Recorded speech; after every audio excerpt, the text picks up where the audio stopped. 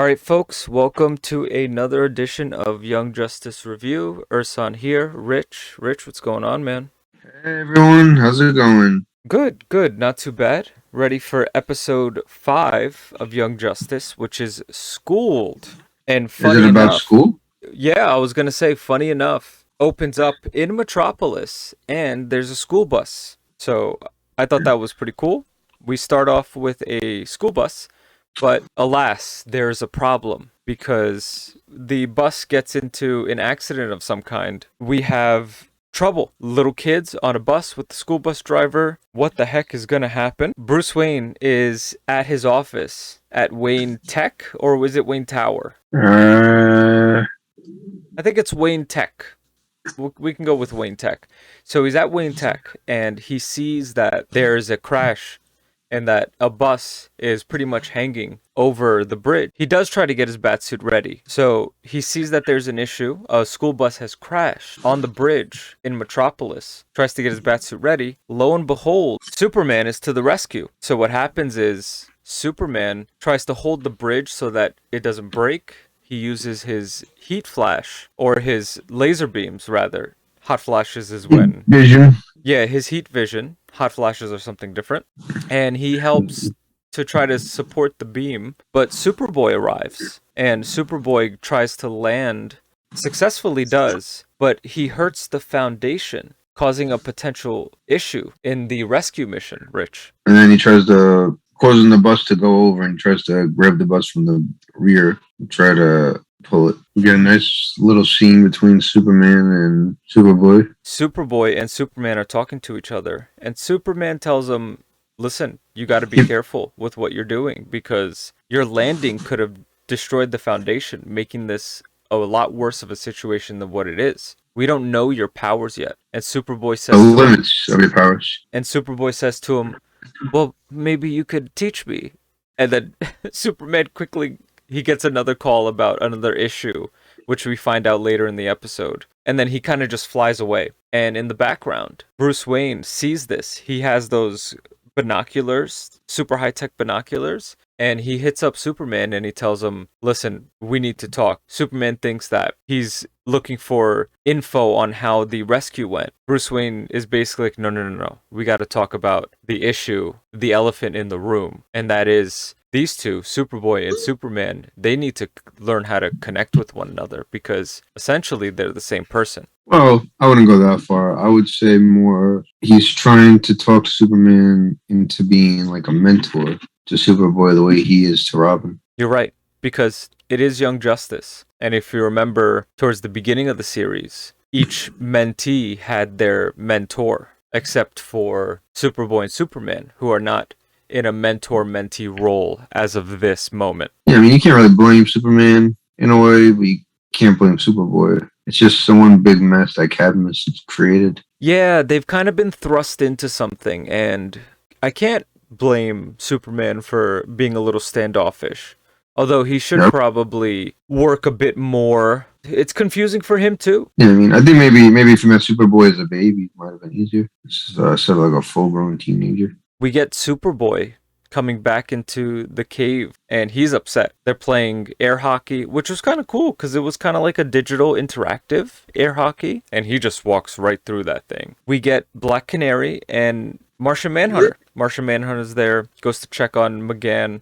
But also, there's training. Black Canary says that training is mandatory, and this is their start, her working with them, the team, so that this way they can fine tune their skills and hone their craft. The start of kind of Black Canary being the training teacher to the kids. She winds up having a little tussle with Kid Flash, knocks him down right away. And Superboy kind of gloats and says, I'm a walking problem, basically. No one can defeat me because of all my abilities, all my powers. He said, yeah, he says he's a weapon.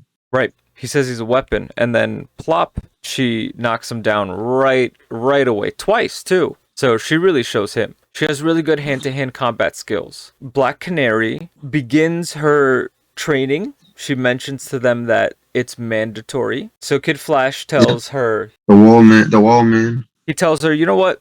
I'll basically try my hand at this. He Plop, volunteers. plop, right to the floor. Doesn't even stand a chance. even though he's fast, but in this case, Black Canary is much stronger hand-to-hand combat, and she's had a lot more practice. She's had a lot more reps in. And really, she's very seasoned. She's a very seasoned veteran. And also, let's not forget that for a cartoon, in the cartoon world, she is attractive and she takes advantage of that too. Right. Use the abilities that you have, super or non-super. Yeah, I mean, if this was a chick, it probably wouldn't be as easy. Experienced chick, I should say. But yeah, she totally takes advantage of while he's flirting with her. She mentions to the team that fighting is about acting and not reacting. Superboy tries his hand fighting Black Canary twice, and she knocks him down twice. And this is after Superboy says that he is a weapon. So it goes to show that what Black Canary is looking for is... The odds always on his side or something like that, right? Yeah.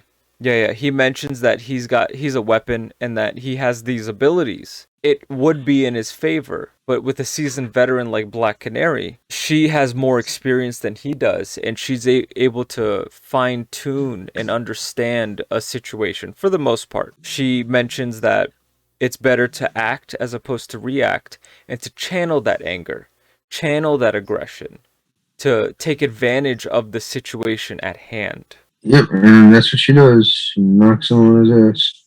Right on his booty. Booty, yep. Batman interrupts, if you want to call it a training session, and mentions that there is a robot who is able to mimic, understand, and use the powers against the Justice League. It took the Justice League 4 hours, he says, in order to beat this robot. So he lets the team know that we managed to defeat the robot. It took them 4 hours, and now what they're going to do is a mission where they're going to transport the parts of this robot thing so that this way it doesn't run the risk of coming together somehow, some way. He lets them know that they're going to take two cars of 3, meaning there's 3 cars in 2 separate directions, one in Boston, one in New York, so that this way, whatever this robot thing is, it has no way of coming back together any way, shape, or form. And he wants Young Justice to help with the transportation. He wants the team to help when it comes to the transportation, to make sure to keep an eye out, to make sure that the team knows and keeps a lookout in case any danger arises. So the team splits up, and they're transporting parts of this robot thing. Do you remember the name of this robot? Amazon or something like that? Oh, right. Amazo. And what's scary about it is it has the ability to mimic, and it has the ability to absorb, which we see later in the episode, which is going to be a huge problem. And it could be a huge problem. Catastrophic if this thing continues to be as it is. So the team kind of comes together. I don't know if this is what they call a reconnaissance mission, but they're helping to transport. In case any danger arises. Right. But we get a nice scene. I was going to say we do get a nice scene of Superman X-raying seeing them, and Superboy sees Superman, and then Batman's like, we need to talk. That's right. Just as they're about to depart, Superboy sees Superman, and for a moment, he has like a little hope, and then Superman kind of just turns away. Still confused, still not sure what to make of this relationship. So it's better if it's very touch and go right now. 5 episodes in, still very touch and go. And he's the only person on the team that really doesn't have the mentor by his side. So he's kind of doing this by himself, I guess, in some way, shape, or form. Even though he has support, it's not necessarily there from who he wants. So that's the elephant in the room right now. As they're transporting, they're attacked by monkeys. And something to remember, Superboy isn't a fan of monkeys. These things are attacking the cargo. Superboy's angry already to begin with. And they're after one thing. They're after the parts of Amazo so that this way they can put them together. Sadly, the robot monkeys try to take the cargo, and they succeed. Superboy's upset, and he tries to go by himself. Robin gets his motorcycle destroyed to some degree because Superboy, he's like, I don't need to go into battle mode. I could do this all by myself. So the mission is He's trying kind to of show like he's still bruised from when not physically obviously, he's still bruised from when Black Canary beat him. Plus the whole thing with Superman before, really like a hit to his ego. it did. And Aqualad mentions maybe a simple, relaxed mission could clear his mind. Megan is also worried about him as well. She also mentions that she didn't read his mind, but his anger seems to be like fuming off of him. Sadly, this mission is a fail. The robot monkeys wind up taking over. They take over the cargo. They get the parts. Superboy tries to go after him, and now they've lost one member of their team, and he's going on his own to try to get the parts on him by himself. Aqualad, who of course is the leader of the team, he tells Kid Flash to go run. Robin does what he does best. He hacks, and he realizes, oh, these monkeys, they knew where to go because they have an internal GPS, and they were fixed on this. So that's how they were able to understand, and they were relentless too. So Kid Flash is sent out, he goes running after, and then Robin goes after the GPS signal as well. Alright, so I told Urson here that this is my favorite scene in the episode because it just shows it's nice to see it's nice seeing Batman and Superman. It's nice seeing Bruce Wayne and Clark Kent every once in a while. Which is ironic because, if this was like a live action series, you'd prefer to see Batman and Superman, but all they'd probably show you is, for the majority, is Bruce Wayne and Clark Kent. Also, a nice thing about the scene is the discussion. It shows like how much they respect each other.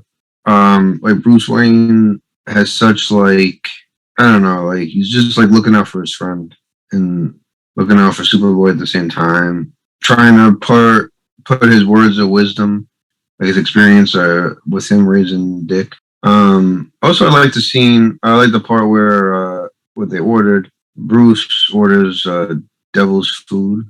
He does. Superman orders apple pie. Yes. And Superman gets really agitated. I wouldn't say angry, but he gets agitated when Bruce mentions the boy needs a father. And he's like, I'm not his father. You and Red got this. Meaning Red Tornado. And, he takes his bite of those. Yeah, pretty much. Yeah. Yes, pretty much. Anything you'd like to add, Urs? Yeah. Superman is deflecting the situation, and he's very hesitant on being his mentor for some reason. I'm not sure why. I could bring up the fact that maybe since he is the last Kryptonian, maybe he's not fully ready to face the fact that there's another quote-unquote Kryptonian with him. He doesn't have the experience when it comes to being a mentor to someone who is like him in some way, shape, or form. Also, at the same time, this is all relatively new to him. So he doesn't have the understanding. Since he is on a team, yes, the Justice League, he doesn't have that ability right now, or the connection to him. And it seems like he wants it. He does seem like he wants it, but maybe he's just not sure how to. Well, I mean, I like your points. I just think it's not so much about the last Kryptonian or he's not used to working with the team. I think he's just freaked out. It's like a guy finding out he knocked up some chick years ago and he has like a teenage kid. Right. You're freaked out. You're like, holy shit. Like, not to mention the fact that he's a clone of him technically. So it's like you're seeing like a little you. I think a Superman doesn't have a lot of time to process this. Like it just happened so fast. I think he hasn't let himself since that night he met Superboy. He's probably been keeping himself busy with missions and his job as a reporter. And you can kind of tell in this episode how he's, rushing, doing like all these things. Like, yeah, I got this. He's just like basically freaked out. I don't think Supergirl exists in the series. If it's anything like the comics or any of the animated stuff, he pretty much welcomes Supergirl. Now, maybe this version's a little different. Maybe he does, like you say, likes to be the last Kryptonian. But I just think he's freaked out because it is, even though his words, I'm not his father, I think it is kind of like a father finding out he has a teenage kid. Yeah, you're thrust into a role that you just may not be prepared for at the moment. And yeah, he's in shock.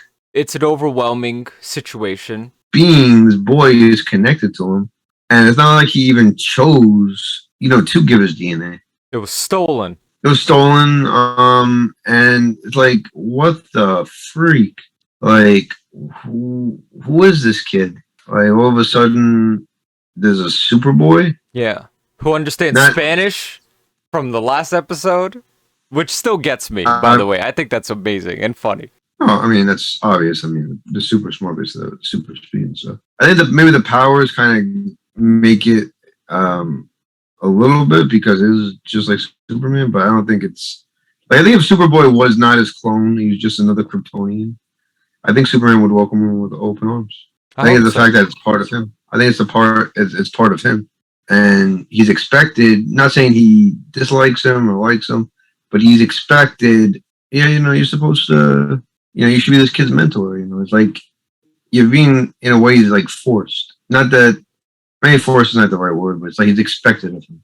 And forced is, in some way, shape, or form, he's almost having to be thrusted into a role that he's just not prepared for. Yeah, not prepared for, didn't expect. He's just like, I mean, it's like I keep saying, if you had a 16-year-old kid, but hell, even if you knocked up a girl, and that would probably and you didn't know her that well, and I'm gonna be a dad in like 9 months, that'd freak you out too.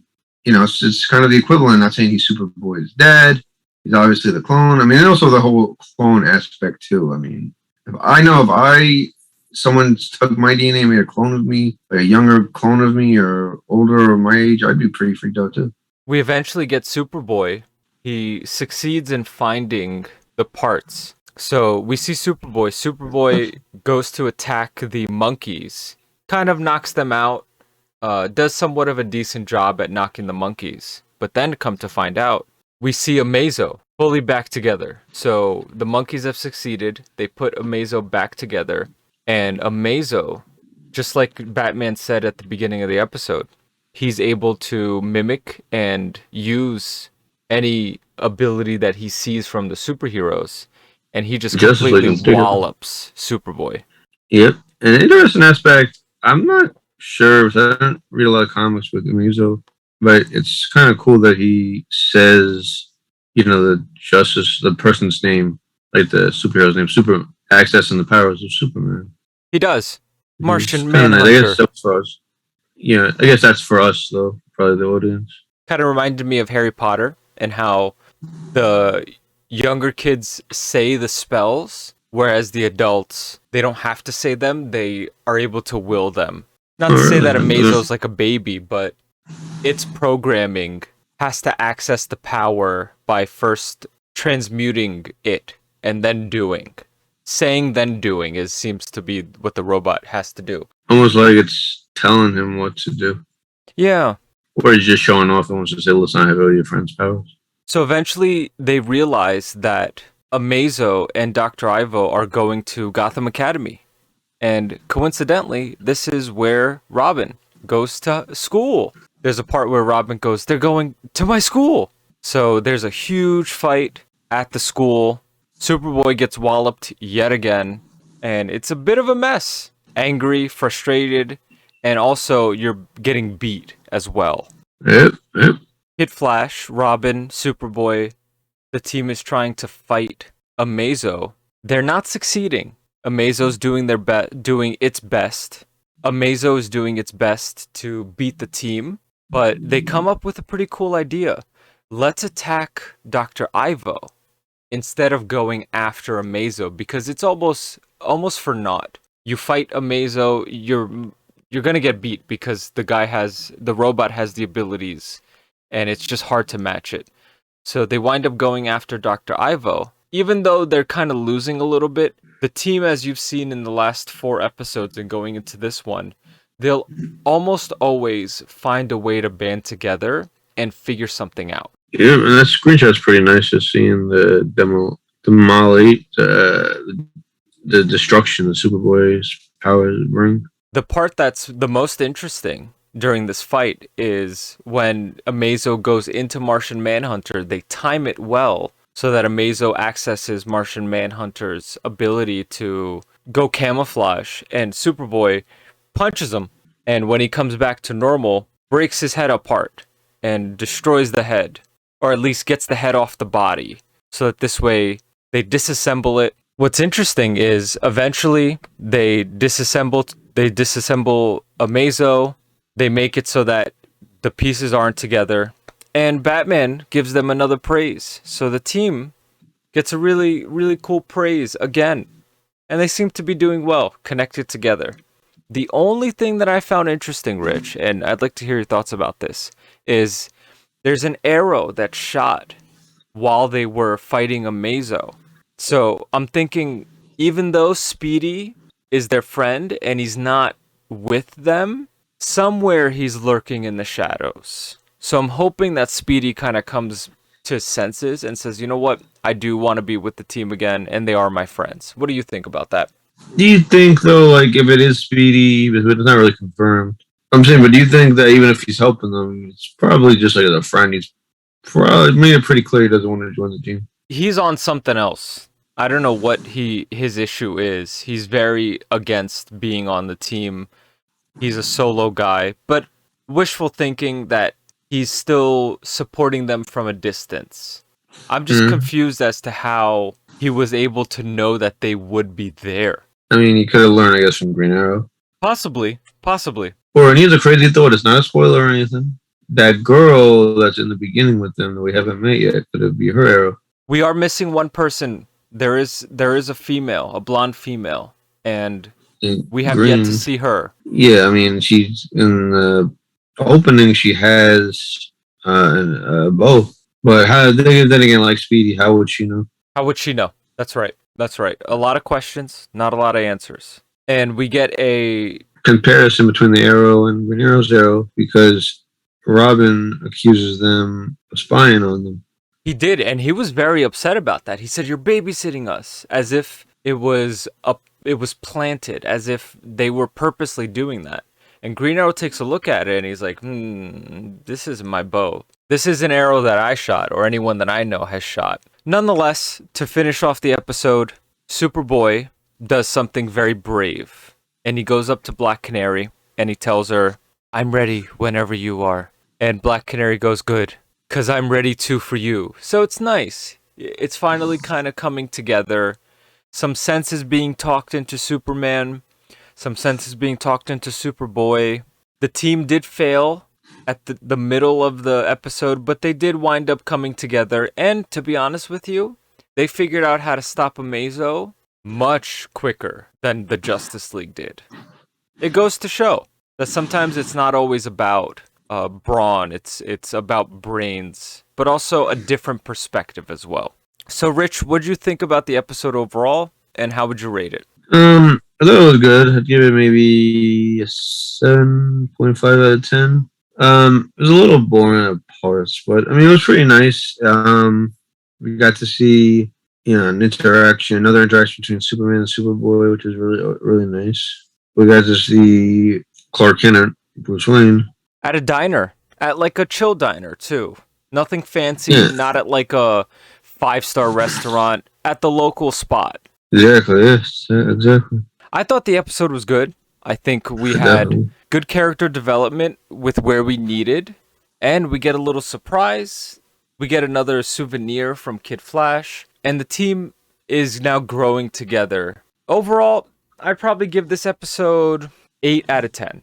Okay, great. All right, folks, that was another episode of Young Justice Review, episode 5, Schooled, and we'll talk to you guys later. Peace out, homies. Hasta la vista.